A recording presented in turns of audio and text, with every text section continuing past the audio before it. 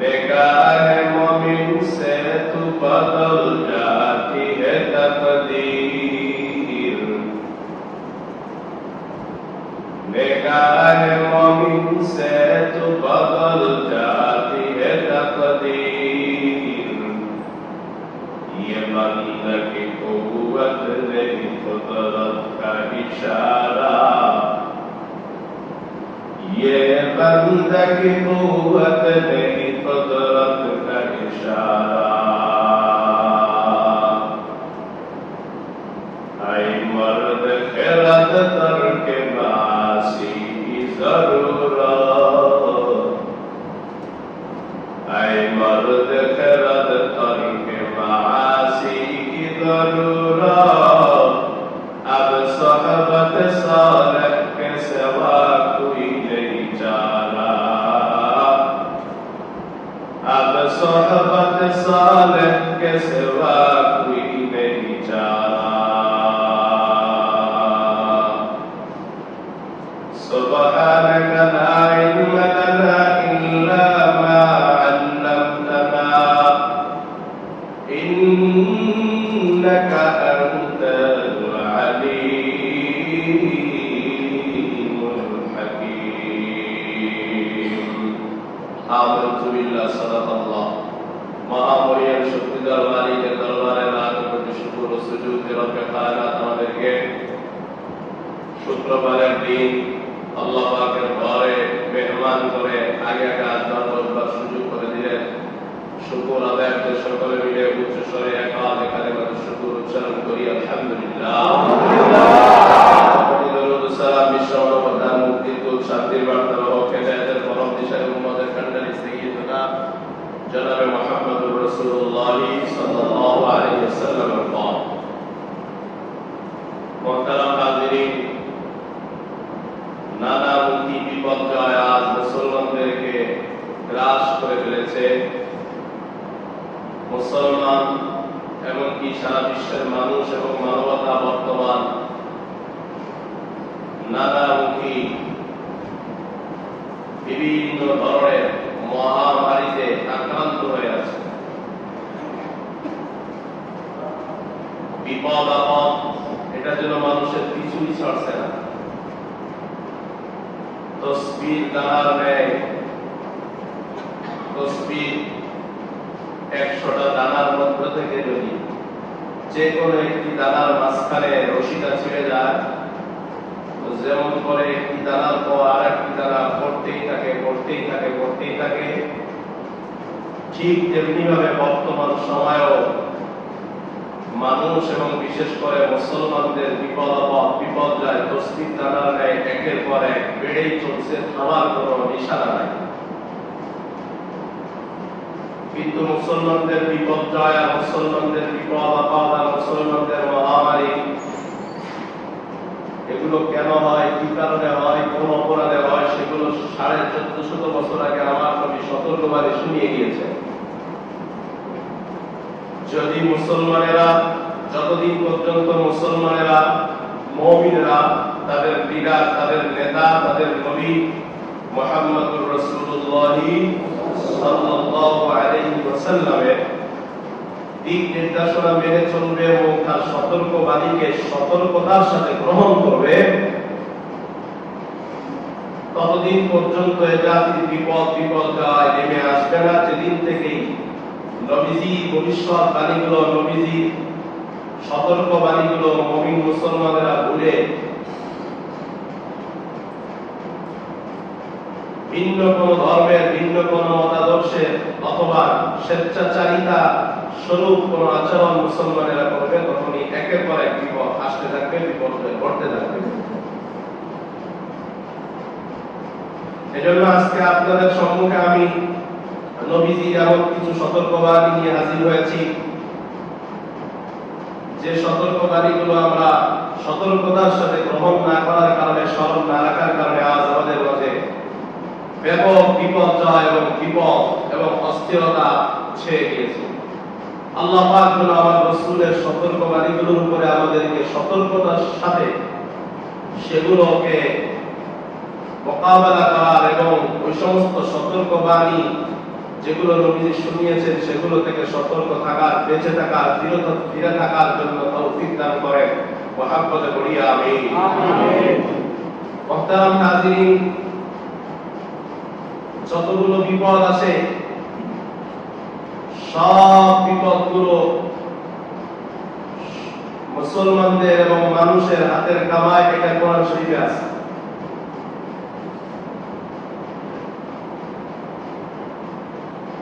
আমার আল্লাহ পবিত্র কোরআনে হাকিমে বলেন, ওয়ামা আসাবাকুম মিন মুসিবাতিন ফাবিমা কাসাবাত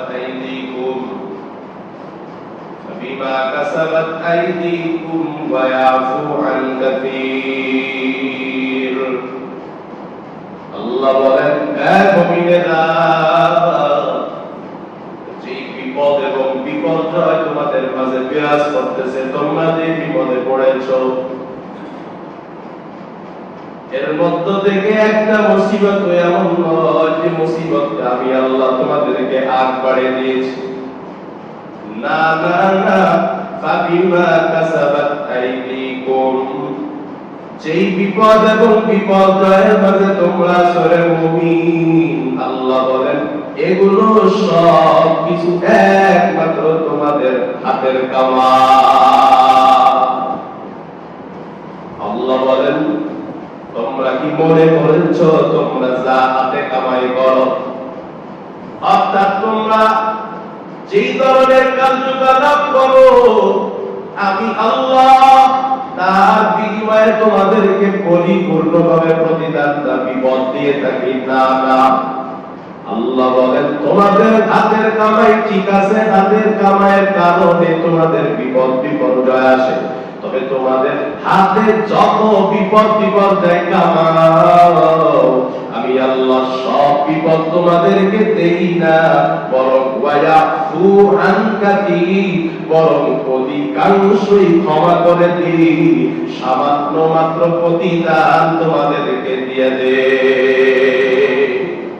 তার মানে হলো, আমরা হাতের দ্বারা যত কামাই করি, যে গুনাহ, যেই জুলুম আমরা করি, আমরা নিজেরা যে ধরনের কার্যকলাপ করি, আল্লাহ বলেন যে বিপদ বিপর্যয় তোমাদের মাঝে আসে, এগুলো তোমাদের হাতের কামাই, তবে তোমরা হাতে যা কামাই করো 100% এর 100% প্রতিদান, অর্থাৎ বিপদ আপদ আমি তোমাদেরকে দেই না, বরং অধিকাংশই, অর্ধেকও না, অধিকাংশই আমি ক্ষমা করে দিই, আর সামান্য তোমাদের কার্যকলাপের বিনিময়ে তোমাদেরকে কিছু বিপদ দিয়ে থাকি। তাহলে বুঝে থাকলে বলুন তো দেখি, আমাদের জীবনে, মানব সমাজে, আমাদের দেশে, রাষ্ট্রে এবং বিশ্বে যে সমস্ত বিপদ এবং বিপর্যয় আসতেছে, এটা কি আল্লাহর পক্ষ থেকে দেওয়া নাকি আমাদের কামাই করে নেওয়া? আমাদের কামাই করে নেওয়া। এবার চলুন আমরা হাদিসে যাই, দেখা যাক মায়ার নবী হাদিসের মধ্যে কি বলেন।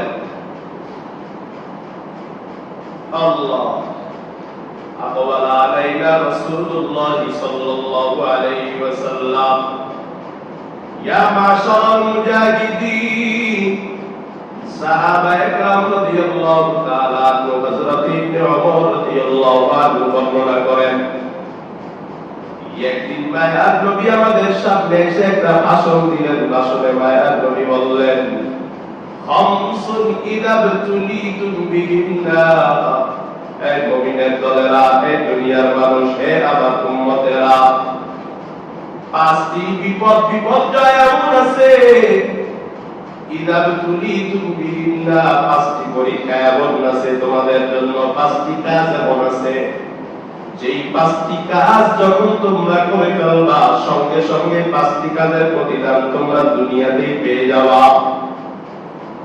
ওই পাঁচটি অপরাধের কারণে শাস্তি তোমরা দুনিয়াতেই পাবা, আখিরাতে তো পাবাই, দুনিয়াতেও নগদে পেয়ে যাবা। আমার নবী বলেন, আউযু বিল্লাহি আন তুদরিকুহুন্না, এই পাঁচটি অপরাধ এত ভয়ঙ্কর অপরাধ, এবং পাঁচটি অপরাধের প্রতিদান, এই পাঁচটি অপরাধের বিনিময়ে বিপর্যয়, বিপদ এতটা কঠিন, এতটা ভয়ঙ্কর, আমি নবী আল্লাহর দরবারে বাধা চাই তোমরা যেন সেই বিপদে না পড়ো, তোমরা তোমরা যেন সেই পাঁচটি অপরাধে জড়ায়া না পড়ো। আউযু বিল্লাহি, আমি আল্লাহর কাছে পানা চাই, আনতুদরিকুহুন্না, যেন তোমরা এই পাঁচটি অপরাধে লিপ্ত না হও, যেন তোমরা এই পাঁচটি অপরাধের শাস্তি স্বরূপ কিছু বিপর্যয়ের শিকার না হও। দোয়া করেছেন মায়ার নবী। এবার মায়ার নবী বলেন, জানো কি সেই পাঁচটি অপরাধ কি, আর সেই পাঁচটি অপরাধের কারণে তোমাদের বিপর্যয় কি হবে? আমার আপনার মায়ার নবী ডাক দিয়ে কয়, এক নাম্বার, ভালো করে মুখস্থ করে দিবেন পাঁচটি অপরাধ। এক নাম্বার অপরাধের নাম আমার মায়ার নবী ডাক দিয়ে কয়, ইল্লা ফাশাফিহুমুত তাহুন। আমার মায়ার হাত্তা তুলিনু বিহা, এক নাম্বারে নবী কয় এই পাঁচটি বিপর্যয়ের এক নাম্বার হলো অশ্লীলতা। বলেন কি? আরো জোরে বলতে হবে, কি?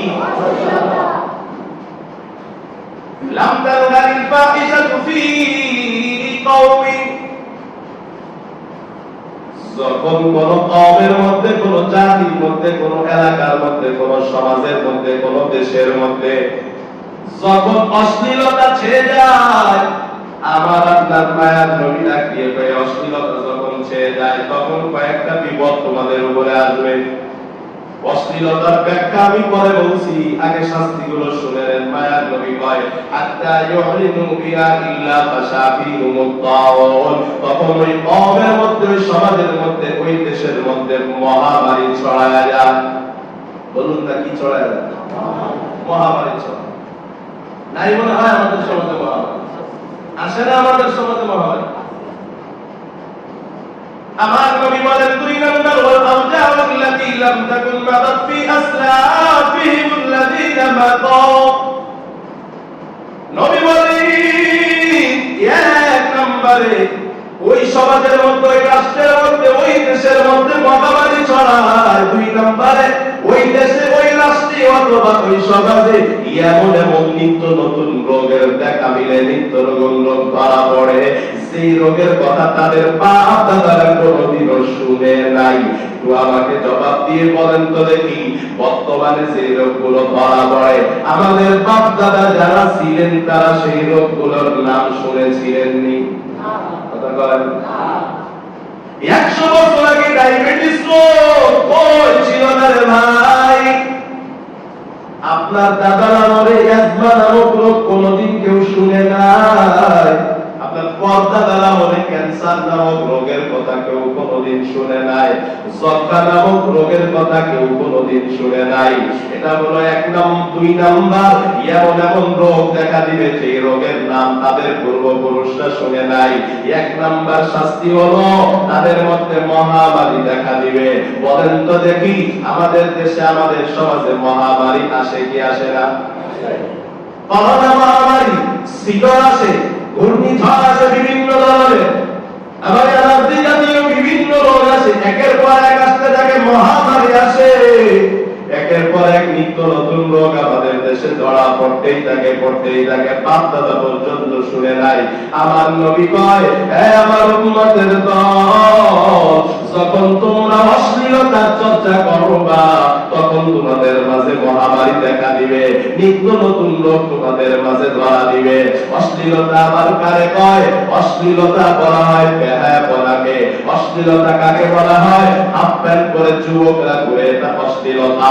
এই ছেলে মেয়ে, বাবা সন্তান একসাথে টিভির পর্দা, উলঙ্গ নাচ দেখে, ছবি দেখে, ডান্স দেখে, এটা অশ্লীলতা। রাস্তার মধ্যে মেয়ে মা একই সাথে হাফ ড্রেস পরে, শর্ট ড্রেস পরে, ছেলে মেয়ে, বাবা মেয়ে একসাথে রাস্তায় ঘুরে, একসাথে মার্কেটে যায়, এটার নাম অশ্লীলতা।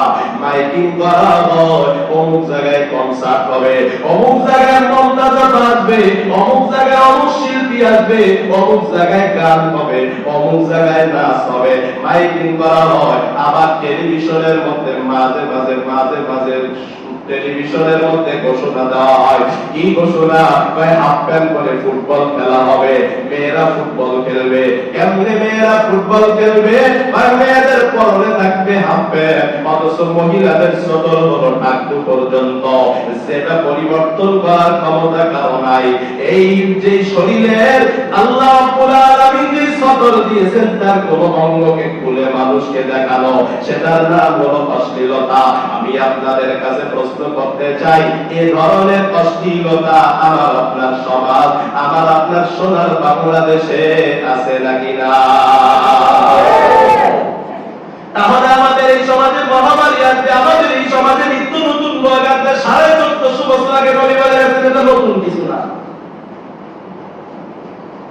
কি করার, কি উপায়? এই অশ্লীলতাগুলো সমাজ থেকে বন্ধ করা লাগবে। আপনি বলবেন হুজুর এটা রাষ্ট্রের কাজ, আমি বলি রাষ্ট্রের কাজ না, এটা আপনার কাজ।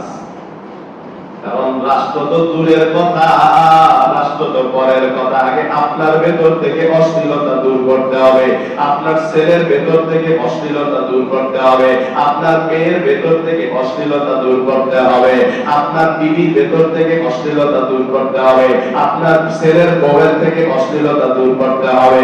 আগে নিজের বাড়ি থেকে অশ্লীলতা দূর করতে হবে, তারপরে নিজের সমাজ থেকে অশ্লীলতা দূর করতে হবে। যারা বাংলাদেশের মানুষ যদি প্রত্যেকেই নিজের ঘর থেকে অশ্লীলতা গুলো দূর করে দেয়, এই বাংলাদেশে রাষ্ট্রীয় ভাবে ঘোষণা দেওয়া লাগবে না, এমনিতেই অশ্লীলতা দূর হয়ে যাবে, ঠিক না? একটু অশ্লীলতা আমি নিজেই ছাড়তে পারি না, রাষ্ট্রের দোষ দিয়ে আপনি, আপনার ছেলে অশ্লীলতা করে, আপনার মেয়ে অশ্লীলতা করে, আপনার ছেলে জোরে সাউন্ড দিয়ে ঘরের মধ্যে গান বাজনা শুনে, এটা অশ্লীলতা। আপনার ছেলে গানের প্যান্ডেলে যায়, এটা অশ্লীলতা। আপনার ছেলে অশ্লীল পোশাক পরে, কেমন অশ্লীল পোশাক! রাস্তাঘাটে আপনার ছেলের জিন্সের প্যান্টের পেছনে ঘুরে যায়, সদরের অংশগুলো দেখা যায়। কথা বলেন, আছে না নাই? সমাজের মধ্যে জিন্সের প্যান্ট পরার কারণে, ডিজাইনের কারণে বিভিন্ন ডিজাইন দেয়, ছিঁড়ে কেটে ডিজাইন দেয়। ওই ছিঁড়া কাটা ডিজাইনের কারণে রানের এখান দিয়ে একটু ছেঁড়া আছে, কয়টা ছিঁড়া প্যান্ট কেন? কয় নতুন প্যান্ট কিনছি, ছিঁড়া প্যান্ট না, কয় এটা ছিঁড়ছে কেমনে? কয় বুঝেন না, এটা বড় ডিজাইন। আপনার ছেলে এমন ডিজাইনের প্যান্ট পরছে, রান পর্যন্ত দেখা যায়। আপনার ছেলের মতো অশ্লীল আর ইতর এ সমাজে আর কেউ নাই, ঠিক না? আমাকে বহুদূর যেতে হবে, শুধু একটা নিয়ে আলোচনা করলে হবে না। 1 নম্বর অশ্লীলতা। 1 নম্বর কি? অশ্লীলতা। বলেন কি? অপরাধের নাম অশ্লীলতা, শাস্তির নাম মহামারী এবং বিভিন্ন নিত্য নতুন রোগ, এমন রোগ যে রোগের কথা তাদের পূর্বপুরুষদের কেউ কোনোদিন শুনে নাই। এবার আসুন 2 নম্বরে আমার নবী কি বলেন? 2 নম্বরে আমার নবী ডাক দিয়া কয়, ওয়ালাম ইয়ানকুসুল মিকিয়ালা ওয়াল মিজানা। সেই সমাজের মানুষ মাপে কম দেয়, নাই মনে হয়? এক মাপে কম শুধু দাড়ি পাল্লায় হয় না, মাপে কম কলম খাতায় হয়। এক কথায় যেখানে যতটুকু যে পরিমাণ দেওয়া দরকার, সেখানে সেই পরিমাণ না দিয়ে কিছুটা কম দেয়। সেটা টাকা পয়সা হতে পারে, ধন সম্পদ হতে পারে, কথাবার্তা হতে পারে, সেটা আচার আচরণ হতে পারে। যেটা হোক না কেন, আমার মায়ের নবী কয় যেই সমাজে মাপে কম দিবে, তাদের কয়েকটা শাস্তি দেওয়া হবে, কয়েকটা বিপর্যয় তাদের মাঝে নেমে আসবে। 1 নাম্বার, ইল্লা উকিদু বিসসিনা। যেই সমাজে মাপে কম দেওয়া হবে, আমার নবী বলেন ওই সমাজের মধ্যে দুর্ভিক্ষ দেখা দিবে। নাউজুবিল্লাহ। এবার বলুন, আমাদের সমাজে দুর্ভিক্ষ আছে না নাই? আপনার আমার নাই, কিন্তু অনেকের মাঝে আছে না নাই? দেখুন না, বন্যায় কত প্রাণ যায়, তারপরে কত মানুষ না খায় আছে, কথাটা আছে না নাই? এটা কি দুর্ভিক্ষ না? আমার নবী ডাক দিয়ে আরো 1400 বছর আগে বলে গেছে, 1400 বছর আগে আবার নবী সতর্ক করেছেন, উম্মত মাপে কম দিবে না। কিন্তু আমরা শুনি না, আমরা মাপে কম দিতে আসি। রাসূল বলে গেলেন, মাপে কম দিলে তোমাদের মাঝে দুর্ভিক্ষ ছড়ায় যাবে। 2 নাম্বার শাস্তি, মাপে কম দেওয়ার শাস্তি 3টা। অশ্লীলতার শাস্তি কয়টা? দুইটা। মাপে কম দেওয়ার শাস্তি কয়টা? তিনটা। আমার নবীজি ডাক দিয়ে কওয়ালাম যে মুসলমি কি আদাল মিজান ইল্লা উতিজু বিসানিনা ওয়া শিদ্দাতিল মাউনাতি। আমার নবী কয় দুই নাম্বার শাস্তি যেই সমাজে, যেই রাষ্ট্রে, যেই দেশে মাপে কম দেওয়া হবে ওই দেশের অর্থনৈতিক অবস্থা, অর্থনীতিটা ভেঙে পড়বে। নাউজুবিল্লাহ। বলেন আমার দেশের অর্থনীতি ভেঙে পড়েছে নাকি খুব স্ট্রং আছে? আরো জোরে বলেন। দায়ীকে? আমি আপনি। বলুন না দায়ীকে? আমি আপনি। যারা মাপে কম দিই তারা। যে মাপে কম দেয় না সে দায়ী না, যে মাপে কম দেয় সেই দায়ী। নবীজি ডাক দিয়া কয় দুই নম্বরে ওই দেশের অর্থনীতিটা ভেঙে পড়বে, ভেঙে যাবে অর্থনীতি। প্রেসার, অর্থনৈতিক অবস্থা খুব খারাপ হয়ে যাবে রে বাবা। তাহলে এক নাম্বার অশ্লীলতার দুইটা শাস্তি আমার দেশে পাওয়া গেল, দুই নাম্বার মাপে কম দেওয়া তিনটা শাস্তি, দুইটা শাস্তি আমার দেশে পাওয়া গেল।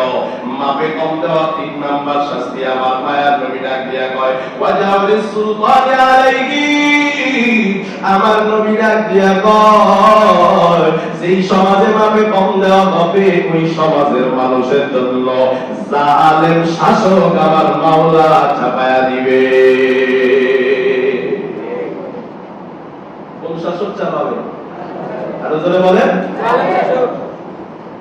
কি আমাদের দেশে জালেম শাসক চাপছিল নি?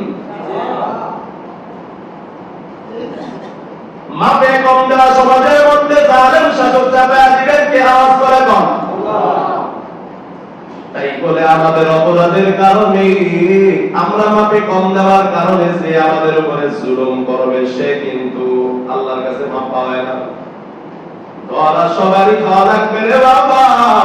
দুই নম্বরে মাপে কম দেওয়া বলে তিনটা শাস্তি, তিন নম্বর অপরাধের নাম মায়ার নবী কয় ওয়ালাম ইয়ামনাউ যাকাতা আমওয়ালিহিম ইল্লা মুনিউল কদর মিনাস সামা। আমার আপনার মায়ার নবী ডাক দিয়া কয় যেই সমাজের মানুষ যাকাত দিবে না, যাকাত দিবে না, যাকাত অস্বীকার করবে, তিন নাম্বার অপরাধের নাম হলো যাকাত না দেওয়া। নবী কয় যেই সমাজের মানুষ যাকাত না দিবে তারা একটা শাস্তিতে পড়বে। নবী কয় ওই সমাজে বৃষ্টি বন্ধ হয়ে যাবে, বৃষ্টি হবে না। কি হবে না? কি আমাদের দেশে কি সালাতুল ইস্তিসকা পড়া হয়েছিল নাকি এক সময়? বৃষ্টি হয় না, বৃষ্টি পাই না। 1400 বছর আগে নবী বলেছি যদি তোমরা যাকাত দিতে অস্বীকার করো, মায়ার নবী বলেছেন আল্লাহ তাআলা বৃষ্টি বন্ধ করে দিবেন। এখন বলবেন হুজুর যাকাত তো দেয় না, তারপরেও কেন বৃষ্টি আমাদের সমাজে হয়? মায়ার নবী ডাক দিয়া কয় লাউলাল বাহাইম লাম ইউনজিরু লাম ইউনতরু। এই তোমাদের সমাজে শুধু মানুষই বসবাস করে না, পশু পাখি, সাপ বিচ্ছু, গরু ছাগল ভেড়া, কত রকম পশু পাখি সমাজের বুকে বসবাস করে, মাছ বসবাস করে। মায়ার নবী ডাক দিয়া কয় এই সমাজের বুকে যদি পশু পাখি গুলো না থাকতো আমার আল্লাহ এক ফোঁটা বৃষ্টিও তোমাদেরকে দিতেন না। মাঝে মাঝে বৃষ্টি কেন হয়? পশু পাখি গুলো কষ্ট পায়, এজন্য আমার মাওলা পশু পাখির দিকে তাকায়া তোমাদেরকে একটু গোটা বৃষ্টি দান করে। এই পশু পাখি যদি সমাজে না থাকতো, যাকাত অস্বীকারী, যাকাত দেয় না যে জাতি, এই জাতির জন্য আমার মাওলা এক ফোঁটা বৃষ্টিও দিতেন না। অনাবৃষ্টি হয় আমাদের যাকাত না দেওয়ার কারণে। আবার শুরু থেকে মুখস্থ করেন, এক নম্বর আমার নবী কয় অশ্লীলতার চর্চা করবে। কি হবে? দুইটা শাস্তি, মহামারী হবে, নিত্য নতুন রোগ দেখা দিবে। দুই নম্বরে আমার আপনার মায়ার নবী কয় সেই সমাজের মানুষ মাপে কম দিবে, তিনটা শাস্তি হবে। এক নম্বরে দুর্ভিক্ষ দেখা দিবে, দুই নম্বরে ওই সমাজের অর্থনীতিটা ভেঙে পড়বে, তিন নম্বরে ওই সমাজে ওই দেশে জালেম শাসক চাপাইয়ে দেওয়া হবে। তিন নম্বর অপরাধের নাম হলো যারা যাকাত দেয় না। মায়ার নবী কয় সেই সমাজের মানুষ যাকাত দিবে না ওই সমাজে বৃষ্টি হবে না। তবে বৃষ্টি কেন হয়? মায়ার নবী কয় পশু পাখিগুলো কষ্ট পায়, পশু পাখির দিকে তাকায় আমার মাওলা মাঝে মাঝে বৃষ্টি দেয়। এবার আসুন 4 নাম্বার অপরাধের নাম কি? 4 নাম্বার অপরাধের নাম আমার আল্লাহ কয় ওয়ালাম ইয়ানকুদু আহদাল্লাহি ওয়া আহদা রাসূলিহি ইল্লা সাল্লাল্লাহু আলাইহি মা তুবা মিন গায়রিহিম ফাআখাযু বা'দা মা ফি আইদিহিম। 4 নাম্বার অপরাধ আমার আপনার মায়ার নবী ডাক দিয়া কয় যে সমাজের মধ্যে আল্লাহ এবং আল্লাহর রাসূলের সাথে ওয়াদা ভঙ্গ করা হয়, অর্থাৎ যেই সমাজের মানুষ আল্লাহ এবং আল্লাহর রাসূলের সাথে কৃত ওয়াদা ভঙ্গ করবে। আল্লাহর সাথে কি ওয়াদা? হয় রূহের জগতের মধ্যে আল্লাহ পাক আমাদেরকে সৃষ্টি করার পর সব রূপগুলোকে আলমে আরওয়াহে জমা করার পর আল্লাহ আমাদেরকে প্রশ্ন করেছিলেন আলাস্তু বিরাব্বিকুম, এই মানুষ আমাকে একটা জবাব দাও, আমি আল্লাহ কি তোমাদের রব না? সব মানুষ সমস্যার জবাব দিয়েছিল বালা ওয়া রাব্বিনা, অবশ্যই আপনি আমাদের রব, অর্থাৎ আমরা আপনারে মেনে নিলাম, আপনারই ইবাদত করব, আপনার আদেশ মানব, ভিন্ন কারো আদেশ মানব না। মায়ার নবীর কাছেও আমরা ওয়াদা করেছিলাম, আমাদের পূর্ববর্তীরা ওয়াদা করেছিল, মায়ার নবী বিদায় গভীর বছরে বলেছিলেন আমি কি আমার দায়িত্ব পালন করতে পেরেছি?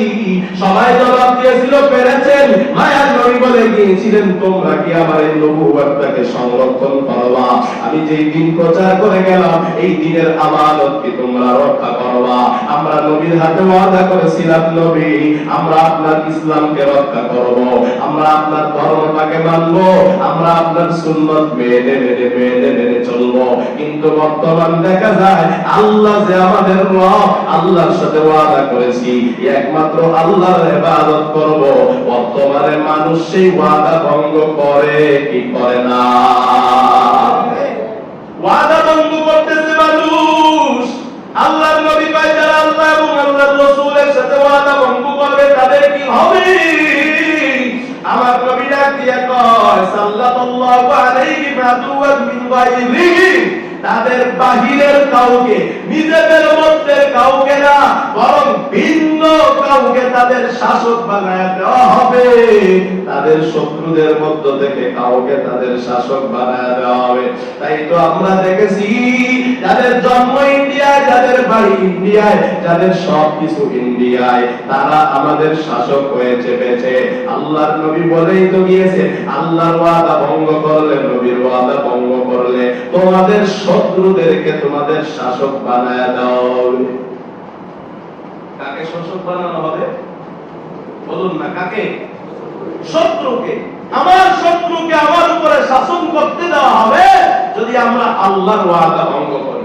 1 নাম্বার শাস্তি তাহলে ওয়াদা ভঙ্গ করলে শাসক চাপায় দেওয়া হবে। 2 নম্বরে আমার মায়ার নবী কয় ফাকাদু বাদামা ফি আইদিহিম, তোমাদের যে সম্পত্তি গুলো আছে যেগুলো তোমরা ন্যায়ভাবে তোমরা ইনকাম করেছো, সেই সম্পদগুলো তোমরা হাতের মুঠোয় এনেছো, তোমাদের সম্পদগুলো ওই জালেম শাসকরা, তোমাদের শত্রু শাসকরা তোমাদের সম্পদগুলোকে ছিনিয়ে নেবে।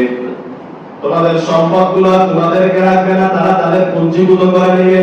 কি অপরাধের কারণে? মায়ার নবী কয় আল্লাহ এবং আল্লাহর রাসূলের সাথে যদি তোমরা ওয়াদা ভঙ্গ করো তাহলে 5 নাম্বার অপরাধ কি? মায়ার নবী আমার ডাক দিয়া কয় ওয়া মা লাম তাহকুম আইম্মাতুহুম বিকিতাবিল্লাহ, আর যদি তোমাদের শাসক যারা হবে, তোমাদের রাষ্ট্রপ্রধান যারা হবে, তোমাদের বিচারক যারা হবে, এরা যদি আল্লাহর কোরআন অনুযায়ী বিচার মীমাংসা না করে, এরা যদি আল্লাহর কোরআনের বিধিবিধানগুলো না মানে, আল্লাহর কিতাবে জিনার যে শাস্তি দেওয়া আছে সে শাস্তি যদি তারা প্রয়োগ না করে, আল্লাহর কোরআনের মধ্যে চুরির জন্য যে শাস্তি দেওয়া আছে সেই শাস্তি যদি বিধান যদি না মানে, আল্লাহর কোরআনে সম্পদ পাচারের ব্যাপারে যে শাস্তি দেওয়া আছে এই শাস্তি যদি তোমাদের শাসকগুলো কার্যকর না করে, ওয়াতাফাইয়ারু বিমা আনজালাল্লাহ, আর আল্লাহ যে বিচার আচার করেছে, আল্লাহর কোরআনে আল্লাহ যেগুলো নাজিল করেছে, তোমাদের শাসক, তোমাদের বিচারক, তোমাদের রাষ্ট্রপ্রধান, তোমাদের সরকার যদি সেগুলোকে পছন্দ না করে, সেগুলোকে অপছন্দ করে, আল্লাহর নবী কয় ইল্লা জাআলাল্লাহু বাসাহুম বাইনাহুম, তাহলে কি হবে? আমার আল্লাহ পাক তোমাদের মধ্যে গৃহ যুদ্ধ লাগায়া দিবে। এবার আপনারা আমাকে বলুন তো দেখি, আমাদের বাংলাদেশে গৃহযুদ্ধ আছে না নাই? তার আগে আপনাকে বুঝতে হবে গৃহযুদ্ধ কাকে বলে। পুরো বাংলাদেশ একটা গৃহ। বলুন না, পুরো বাংলাদেশ কি? পুরো বাংলাদেশ কি একটা গৃহ? আমরা এক দেশে বসবাস করি, মানে আমরা পুরো বাংলাদেশের মানুষ এক গৃহের লোক। যে আওয়ামী লীগ করে সেও আমাদের এই গৃহের লোক, যে বিএনপি করে সেও গৃহের লোক, যে জামাত করে সেও এই গৃহের লোক, বাংলাদেশ নামক গৃহের লোক। আমরা সবাই এক জাতি, কিন্তু এক দল আর এক দলের বিরুদ্ধে মারামারি যুদ্ধ আছে না নাই? এর কারণ কি? এর কারণ হলো নবী বলেছেন, যতদিন পর্যন্ত মুসলিম দেশের শাসকরা, মুসলিম দেশের সরকার যতদিন পর্যন্ত কোরআনকে তাদের সংবিধান না মানাবে, মানব রচিত কোন সংবিধানকে তারা সংবিধান রূপে তুলে ধরবে, মানব রচিত সংবিধানকে তারা রক্ষার চেষ্টা করবে, কোরআন নামক সংবিধানকে তাদের পছন্দ হবে না, আল্লাহর কোরআনে যা বলেছে যেটা তাদের ভালো লাগবে না, ততদিন পর্যন্ত এই রাষ্ট্রের মধ্যে, ঘরের মধ্যে, ভাই ভাইয়ের মধ্যে গৃহযুদ্ধ লেগেই থাকবে। এটা বন্ধ করার ক্ষমতা কারো নাই। এই গৃহযুদ্ধ বাঁধানোর জন্য যারা কলকাতিনারে গৃহযুদ্ধের মাস্টার মাইন্ড হলো ইংরেজরা। এই গৃহযুদ্ধ বাঁধানোর জন্য, কোরআন নামক সংবিধানকে পিছে ফেলানোর জন্য, আল্লাহর কোরআনে যা বলা হয়েছে সেগুলোকে অপছন্দ করার জন্য কুফরি স্লোগান দিয়ে আব্রাহাম লিঙ্কন সেই গণতন্ত্র তৈরি করেছে। সেই গণতন্ত্র এটা বিশ্বাস করে না যে সব শক্তির মালিক একমাত্র আল্লাহ। সেই গণতন্ত্র বিশ্বাস করে সকল ক্ষমতার উৎস একমাত্র জনগণ। ঠিক না? আপনারা মুসলমান হিসাবে আপনাদের কাছে আমি প্রশ্ন তুলতে চাই, সকল ক্ষমতার উৎস কি জনগণ নাকি একমাত্র আল্লাহ? একমাত্র আল্লাহ সব ক্ষমতার অধিকারী। কিন্তু এই গৃহযুদ্ধ বাঁধানোর কলকাতিনার জন্য ইংরেজের চমচারা এক স্লোগান তুলে দিয়েছে, জনগণই সব ক্ষমতার উৎস, জনগণই সব ক্ষমতার মালিক। কিন্তু আল্লাহর কোরআন বলে একমাত্র সব ক্ষমতার মালিক আল্লাহ। রাষ্ট্রের শাসকরা যতদিন পর্যন্ত আল্লাহর কোরআনের যেই কথা লেখা আছে একমাত্র ক্ষমতার মালিক আল্লাহ, জনগণ ক্ষমতার মালিক নয় একথা বলে ক্ষমতার মালিক আল্লাহ যতদিন না বলবে, ততদিন পর্যন্ত এই দেশে ভাই ভাই দ্বন্দ্ব, দল করে দ্বন্দ্ব, দেশের মানুষ দেশের মানুষকে হত্যা করবে, হত্যা বন্ধ করা সম্ভব হবে না। এই কথা চ্যালেঞ্জ করে গিয়েছেন আমাদের নবীজি সাল্লাল্লাহু আলাইহি ওয়াসাল্লাম। আল্লাহর কোরআনের আইন বাস্তবায়িত হবে, আল্লাহর কোরআনকে পছন্দ করবে, আল্লাহর কোরআনের বিধানকে সংবিধান বানাবে, সেই দিন একমাত্র দেশে ভাই ভাইয়ের যুদ্ধ বন্ধ হবে, দল দলের যুদ্ধ বন্ধ হবে। যেই দেশের মধ্যে কোরআন অনুযায়ী বিধান চলে ওই দেশের মধ্যে দুদলা মারামারি নাই। প্রমাণ দেখেন, আপনারা সৌদি আরবের দিকে খেয়াল করেন। আমি বলছি না সৌদি আরবের সরকার পুরোপুরি ইসলামের পক্ষে কাজ করছে, আমি বলছি না সেটা ইসলামের বিপক্ষে কিছু করে না, কিন্তু আমি আপনাদেরকে বলতে চাই সৌদি আরবের সংবিধান কি কোরআন নাকি গণতন্ত্র? আরো জোরে বলেন। এখনো লিপিবদ্ধ আছে তাদের সংবিধান কোরআন। কোরআন অনুযায়ী তাদের দেশের শাসন কার্য পরিচালনা করা হয়। আপনারা বলেন তো দেখি, আমাদের দেশে যেমন আওয়ামী লীগ আর বিএনপির মারামারি আছে, একদল একদলকে মারে, একদল একদলকে হত্যা করে, বলেন তো দেখি সৌদি আরবে কি এমন দুইটি দল একদল একদলকে হত্যাযজ্ঞ চালাতে থাকে কি থাকে না? আছে? কেন নাই? ওই দেশে স্লোগান নাই যে জনগণই সব ক্ষমতার উৎস। ওই দেশ বিশ্বাস করে আল্লাহ সব ক্ষমতার উৎস। এজন্যই তাদের মধ্যে গৃহের যুদ্ধ লেগে নাই।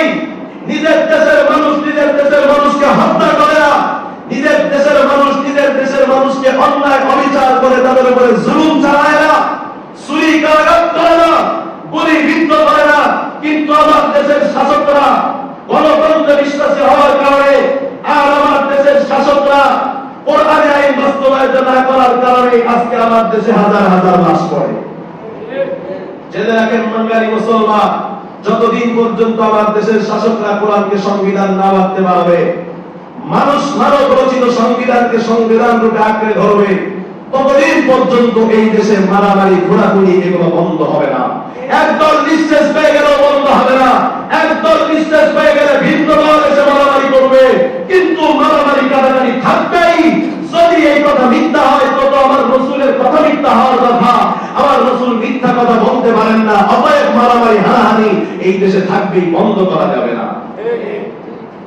যদি মারামারি সব হানাহানি বন্ধ করতে হয়, ভাই ভাইয়ের উপর আক্রমণ বন্ধ করতে হয়, এলাকা এলাকার উপর আক্রমণ বন্ধ করতে হয়, এক কওম এক জাতি এক গোষ্ঠী আর এক গোষ্ঠীর উপরে মারামারি বন্ধ করতে হয়, তাহলে বাংলাদেশের শাসক গোষ্ঠী যারাই হবে কোরআনের আইনকে আইন করতে হবে। এই কোরআনের আইনকে আইন করার জন্য আমাদের এই দেশের জনগণকে উতলিয়ে উঠতে হবে, স্লোগান তুলতে হবে। আমাদের দেশের সংবিধান হবে একমাত্র কোরআন। কারা কারা কোরআনকে সংবিধান মানতে চায় আল্লাহকে হাত ধরে দেখায় দিন। আল্লাহ আমাদের দেশকে অচিরেই কোরআনী সংবিধানের দেশ বানায় দেন, মহব্বতে পড়েন আমিন। ভাইরা আমার, আরেকটা হাদিস আপনাদের সম্মুখে স্বল্প সময় আলোচনা করব। আমার আপনার মায়ার নবী একদিন আলিয়া নামক স্থান থেকে আসার পর বনি উমাইয়া এক মসজিদে এসে নামাজ আদায় করলেন। নামাজ আদায় করে আমার নবীজি দীর্ঘ একটা দোয়া করলেন। দোয়া করার পর আমার নবী সাহাবায়ে কেরামের সম্মুখে বসলেন। সাহাবায়ে কেরামের সম্মুখে বসে আমার মায়ার নবী একটি ভাষণ দিলেন। বললেন যে আমি আল্লাহর কাছে দোয়া করতেছিলাম দীর্ঘ সময় ধরে। কি দোয়া? নবী বলেন সাআলতু রাব্বি সালাতান, আমি আমার রবের কাছে তিনটি দোয়া করেছি। বলেন না কয়টা দোয়া? আর জোরে বলেন না কয়টা দোয়া? সাআলতু রাব্বি সালাতান, আমি আমার রবের নিকটে তিনটি দোয়া করলাম। ফাআতানি সিনতাইনি, আমার আল্লাহ আমাকে তিনটি দোয়া, দুইটি দোয়া কবুল করেছেন, দুইটি জিনিস দিয়েছেন। ওয়া মানানি ওয়াহিদাতান, আর আমার আল্লাহ আমাকে একটি জিনিস দেন না, একটি জিনিস আল্লাহ আমাকে নিষেধ করেছে। এরপরে আমার আপনার মায়ার নবী ব্যাখ্যা করে কয়, আমি আমার আল্লাহর কাছে চেয়েছিলাম, আল্লাহকে বললাম ও দয়ার মালিক, আল্লাহ ইউবলিকা উম্মতি বিসালাতি, আমার উম্মতের মাঝে যদি কখনো দুর্ভিক্ষ আসে, ওই যে আগের হাদিসে বলছি আমাদের অপরাধের কারণে দুর্ভিক্ষ আসবে, মাপে কম দেওয়ার কারণে দুর্ভিক্ষ আসবে। আমার নবীজি জানতেন আমরা মাপে কম দিব, দুর্ভিক্ষ আসতে পারে। এজন্য আমার নবী বা আল্লাহ রে, পূর্বের জামানার উম্মতরা দুর্ভিক্ষের কারণে পুরো দেশের মানুষ একসাথে মারা গিয়েছে। ও আল্লাহ, আমার উম্মতের মাঝে দুর্ভিক্ষ আসলে সবাইরে একবারে দুর্ভিক্ষ দিবেন না। যদি আপনি দুর্ভিক্ষ দিতে হয়, এক এলাকায় দুর্ভিক্ষ দিবেন, আরেক এলাকায় দুর্ভিক্ষ দিবেন না, যেন আমার উম্মতের দলেরা একসাথে সবাই দুর্ভিক্ষের কারণে মারা না যায়। এজন্য এটা কোনো দুর্ভিক্ষ আসে কিন্তু সব জায়গায় আসে না। আমার মায়ের নবী 2 নাম্বার কইওয়াসা তুরব্বি আল্লাহ ইউলিকা উম্মতি বিল বারাকি, ও আল্লাহ আপনার কাছে আবেদন জানাই, ফেরাউন এবং তার দলবল অপরাধ করার কারণে যেমন আপনি একসাথে পানিতে চুবায় হত্যা করে ফেলেছেন, আপনি তাদেরকে ধ্বংস করে দিয়েছেন, আমার উম্মতকে একসাথে বন্যার পানিতে ধ্বংস করবেন না, আমার উম্মতকে একসাথে পানিতে চুবায় মারবেন না। এজন্য আপনারা দেখেন আজকে কুমিল্লায় বন্যা নয়, ফেনীতে বন্যা নয়, আজকে নোয়াখালীতে বন্যা নয়, কিন্তু আপনারা নারায়ণগঞ্জে সেভ আছেন। আপনারা ভাবতে পারেন আপনাদের এলাকা উঁচা, না না, এই যে তাকায় দেখুন না কত কাছে আপনাদের নদী, কিন্তু তারপরে নারায়ণগঞ্জ এলাকায় কেন বন্যা হয় না? ওই যে আমার নবীর দোয়া, নবী বলেছেন আল্লাহ আমার উম্মতকে একসাথে ডুবায় মারবেন না।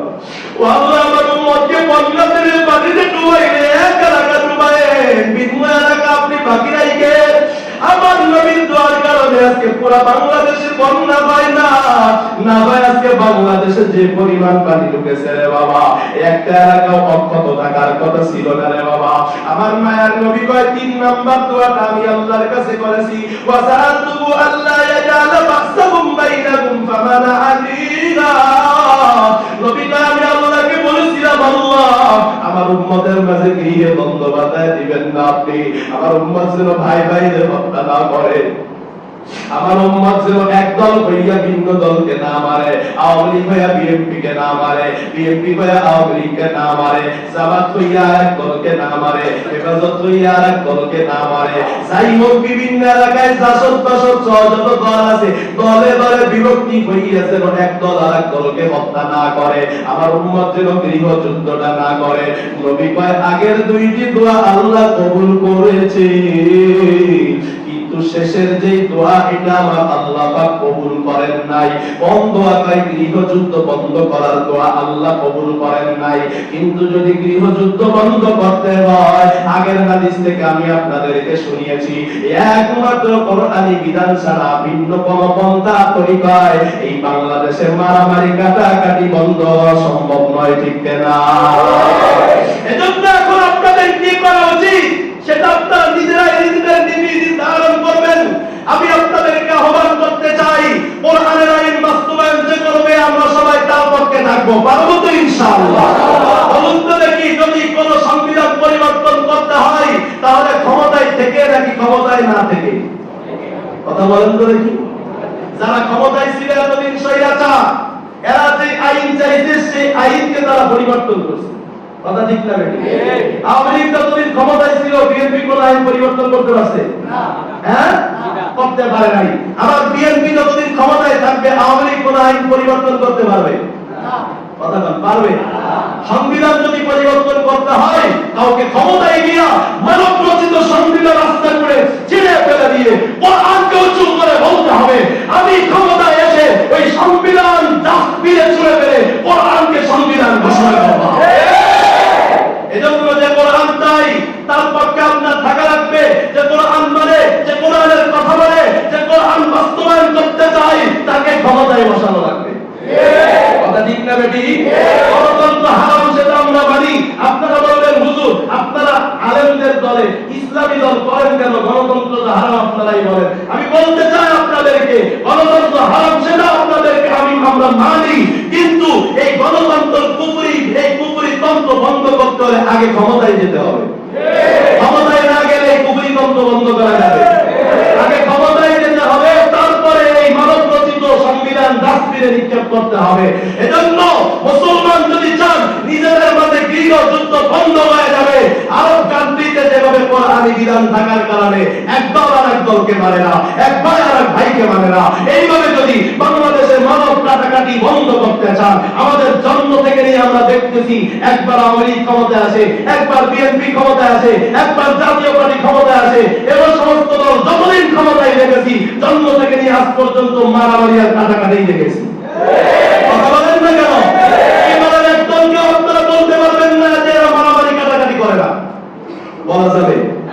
দুটো দলই মারামারি কাটাকাটি করে, অপর দলের উপরে আক্রমণ করে, আমরা দেখেছি এগুলো সব স্পষ্ট কথা। অতএব এ সমস্ত গণতন্ত্র দিয়ে, এ সমস্ত মানব রচিত সংবিধান দিয়ে কোনোদিন কাটাকাটি বন্ধ করা যাবে না। কাটাকাটি বন্ধ করতে হলে কোরআনওয়ালাদেরকে ক্ষমতায় বসাতে হবে। সব ভেদাভেদ ভুলে গিয়ে আলেমরা যদি এক ঐক্যে এক প্ল্যাটফর্মে আসে, সারা বাংলার মুসলমানের আমরা আলেমদের পক্ষ থেকে আলেমদের বিজয় কেড়ে নিব, আমরা আলেমদেরকে বিজিত করে দিব। যখন আলেম ক্ষমতায় বসবে সেদিন থেকেই কোরআন আইন চালু হবে, তারপর সত্যার অধিকার, তারপর প্রচার করার ক্ষমতা দুঃসাহস কেউ দেখাতে পারবে না। কোরআনওয়ালা আলেমরা ছাড়া যারাই ক্ষমতায় আসবে তারাই প্রচার করবে, তারাই দুর্দম করবে, এতে কোনো সন্দেহ নাই। এটা আমরা দেখে আসতেছি, লিখতে রাখো। এজন্য আপনাদেরকে আমি দুইটা হাদিস, লম্বা লম্বা হাদিস দিয়ে বুঝাইলাম, এই অপরাধগুলো থেকে আমাদেরকে বিরত থাকতে হবে। হাদিসের শেষ অংশে রাসূল বলেছেন কোরআনের আইন বাস্তবায়ন না করলে গৃহযুদ্ধ থাকবে। আমরা গৃহযুদ্ধ চাই না। আমরা আল্লাহর কাছে দোয়া করি, আল্লাহ চিরতরে দেশ থেকে যেন এক দল আর এক দলের মারামারি কাটাকাটি বন্ধ হয়ে সবাই যেন এক বন্ধনে একত্রিত হয়ে আমরা এক গৃহের সন্তান, এক বাংলাদেশের সন্তান হয়ে সবাই এক হয়ে যেন আমরা চলতে পারি।